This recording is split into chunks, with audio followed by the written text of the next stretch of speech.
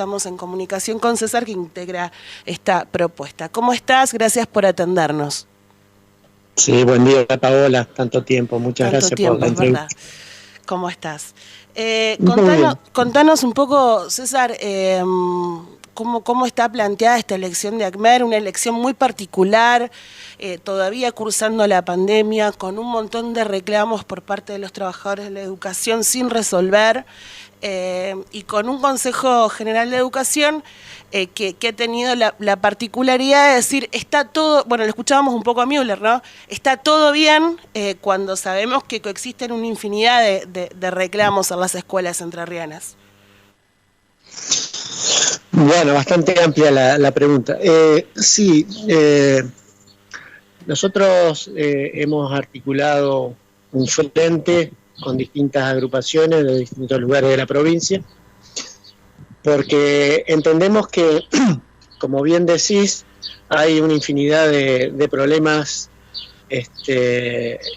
laborales, pedagógicos, de condiciones de los colegios que lamentablemente el sindicato dejó de atender y se ha roto ese vínculo pedagógico entre el sindicato y las escuelas. La verdad que yo hace 8 años que no estoy en el sindicato, que estaba en la escuela, me acabo de jubilar.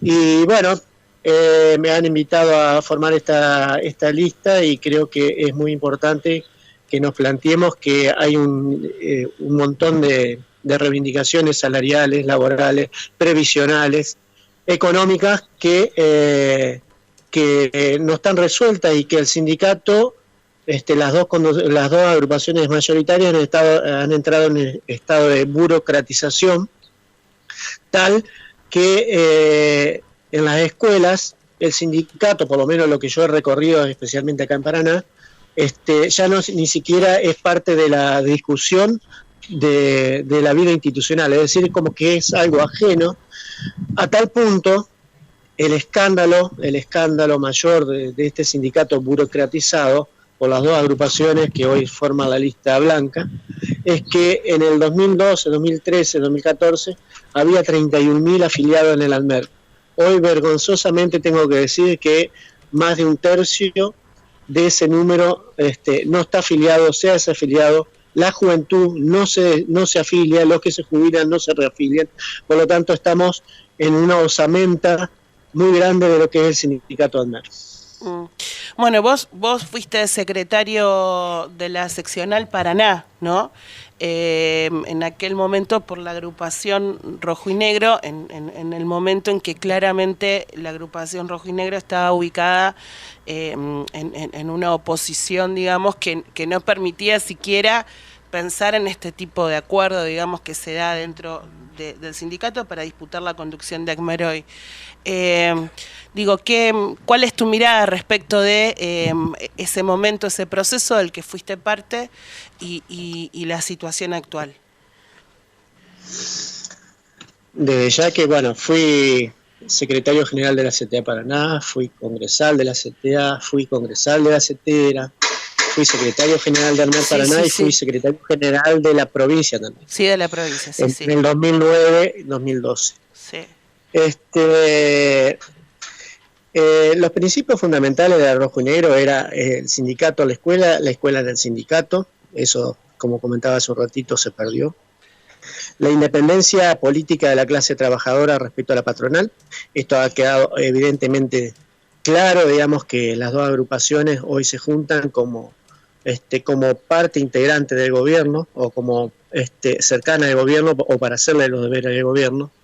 Tengan en cuenta que tuvimos un 2020 sin un solo aumento salarial, con una inflación alrededor del 50%. Este año se consiguió ese monto, pero hemos perdido un año la mitad del sueldo.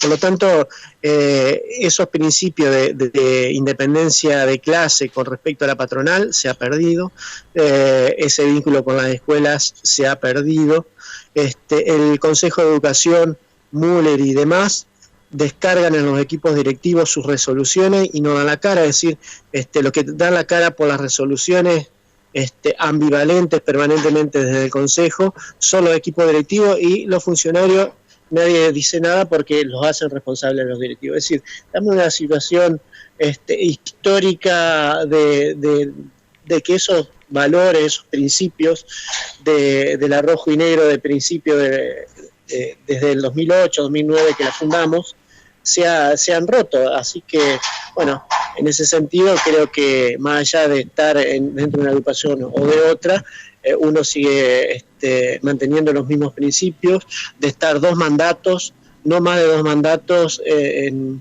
los cargos sindicales y volver a los colegios. Eso no puede dar en cuenta casi ninguno de los que integran la lista provincial Marcha Blanca.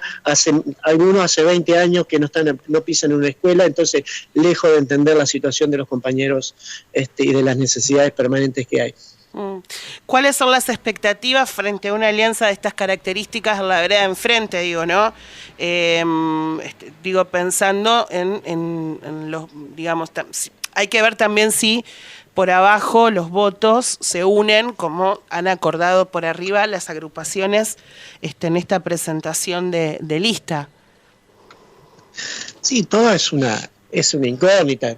Aparte nosotros corremos con muchas desventajas, digamos, no tenemos todo el aparato de las seccionales, del sindicato, el dinero que ellos van a utilizar para su campaña, eso está claro, digamos. Y por otro lado, hoy vivimos un estado de desindicalización, de desmoralización y de desmovilización tan grande que es muy difícil armar una lista que pueda competir en iguales condiciones, pero bueno, sin embargo, nosotros tenemos las convicciones que van mucho más allá que eso, así que bueno, hemos presentado una lista provincial, en algunas seccionales, no en todas. En Paraná no presentamos para seccional, sino para congresales únicamente, es decir, corremos con muchas desventajas, pero creo que lo que estamos planteando es que el gobierno no tiene todo atado con esa unidad, sino que hay voces que van a salir a defender las necesidades de los trabajadores de la educación.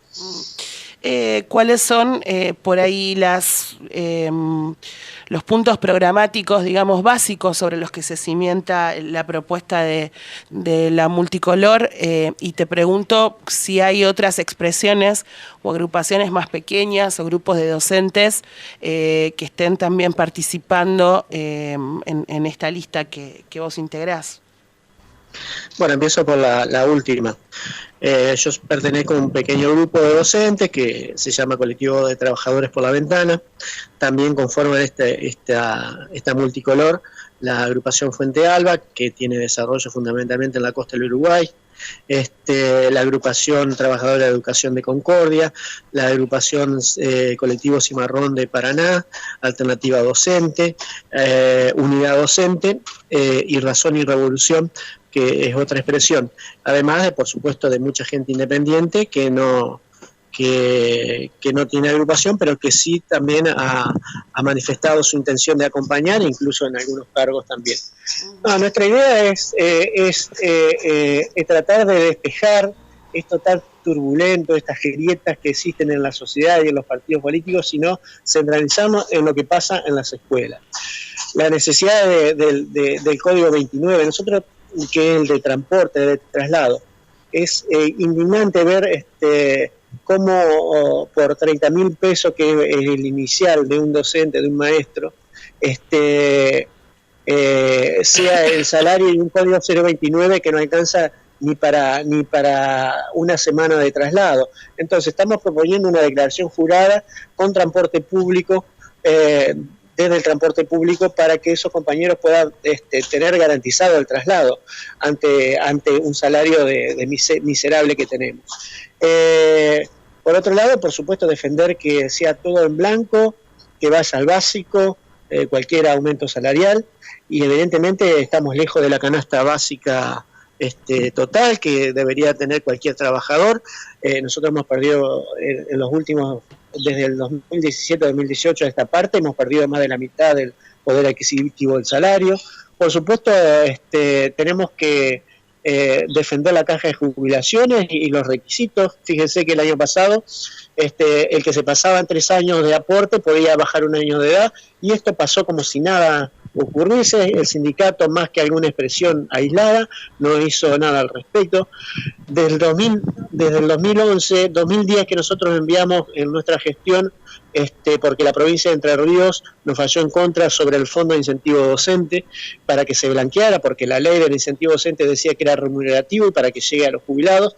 En la provincia nos dio, el Superior Tribunal de Justicia de la provincia nos dio en contra, acudimos a la Suprema Corte de Justicia de la Nación, nos dio favorable, y ya con la nueva conducción, cuando llegó a la ANMER, lo archivó por los compromisos que tiene con el gobierno. Entonces, por ejemplo, otra cuestión importante, en la paritaria se aprobó, y es ley, cuando hay un acuerdo en la paritaria pasa a ser ley, que los cargos directivos de inicial y de primaria se equipararan a lo que cobra los equipos directivos de secundaria. Pues bien, eso tampoco ha sido reclamado ni en la justicia, ni en el nivel político. Es decir, tenemos la serie de reivindicaciones de siempre. Tenemos una OSCLA que no funciona y el sindicato ANMER y la CETERA se tienen que hacer cargo de eso.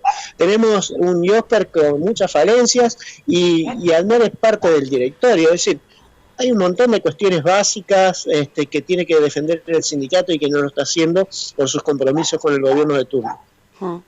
César, bueno, la verdad que se da parte, decíamos hace un ratito, en un escenario muy complejo para la educación particularmente, porque lo que vos planteás en función de la participación no se puede trasladar mecánicamente, pero digo, un poco atraviesa todos los sectores educativos en relación a la situación de las familias, el vínculo de las familias con la escuela, está como todo muy sentido y muy frágil, digamos, después de todo este tiempo de pandemia, con un gobierno que no ha garantizado la conectividad, que no ha garantizado o ha reforzado ese vínculo que la escuela debería tener con esas familias. ¿Cómo es la mirada tuya desde esa perspectiva? Porque, digo, desde Paraná, en este caso en particular, es donde vos estás, pero nosotros hace un ratito hablábamos, por ejemplo, sobre el tema de las lanchas en la zona de Paranacito, que concretamente sin ese transporte los pibes no pueden ir a la escuela, y pibes que no llegan a 20 días de presencialidad en lo que va del año, es tremendo. Digo, ¿qué mirada sobre esto tenés? No, y tampoco hay suplentes en primaria, no hay maestro. Sí. Se cubren por artículo 40, que es lo que habilita la Constitución cuando no hay, cuando no hay docente, porque nosotros tenemos un régimen de incompatibilidad, es decir, podemos tener un solo cargo. Bueno, la Constitución lo habilita, pero no se puede garantizar porque está tan desvalorizada la carrera docente, tan desvalorizada económica y reconocida. Bueno, ¿qué pasa esto? Respecto a lo de Isla, quiero decir algo. Cuando estuvimos en la conducción, nosotros hicimos una denuncia muy clara, hicimos un video que recorrió toda la provincia, recorrió el país inclusive, respecto a la necesidad de lanchas nuevas, y que después vinieron, después de ese reclamo por la cuestión sonora, por la cuestión de los capitanes, por la cuestión, y esos capitanes que manejaban las lanchas incluso estaban afiliados a la ANMER. Yo no sé cuál es la situación hoy, pero digo, nos hemos ocupado en su momento, cuando éramos conducción de Isla del Ibicuí, muy fuertemente con ese tema. Y respecto a la conectividad, obviamente que lo que pasa en las escuelas, yo que trabajo en adultos, o trabajaba en adultos, nosotros perdimos más de la mitad de la matrícula, digamos, porque no teníamos la forma de llegar a nuestros estudiantes, porque las necesidades son tan urgentes en un marco de pobreza total, con más del 50% de la población y de la juventud y de la niñez bajo la pobreza. Es imposible garantizar la virtualidad sin los medios y la herramienta que el Estado debe garantizar, tanto para estudiantes como para alumnos. Bueno, en ese sentido me parece que es claro nuestro mensaje. Nosotros vamos a exigir que el gobierno se haga responsable para la conectividad, y que por supuesto que el gobierno tiene que resolver cuestiones de fondo mucho más grandes. La escuela, sí, que quedaron evidenciadas, que quedaron evidenciadas con la pandemia, pero digo, todavía tenemos escuelas sin agua potable, esta es la realidad, con grandes conflictos edilicios, más allá de algunas inauguraciones que se promueven con bombos y platillos, digamos, son las menos ante una demanda edilicia muy grande en toda la provincia. Entonces, sumado esto a la realidad compleja que están viviendo las familias y los chicos, claramente la importancia de un sindicato activo en ese sentido, bueno, esto es lo que está en discusión en estas elecciones. Te agradecemos estos minutos al aire de la radio, César, un gusto escucharte. Bueno, muchas gracias, y esto es una tragedia, la desigualdad que vivimos, y sobre todo en la escuela pública esto genera más desigualdad aún. Así que bueno, eso nosotros nos proponemos para levantar la voz de los que no la tienen, y tenemos propuestas incluso para los estudiantes, digamos. Me parece central que la comunidad educativa se movilice por su educación y por todo lo que es necesario para una vida más sustentable, una vida más armoniosa, una vida donde la educación tenga el valor que merece. Un abrazo, gracias por la nota. Muchas gracias, Paola, y a todo el equipo. R2820radio.com, un portal inevitable.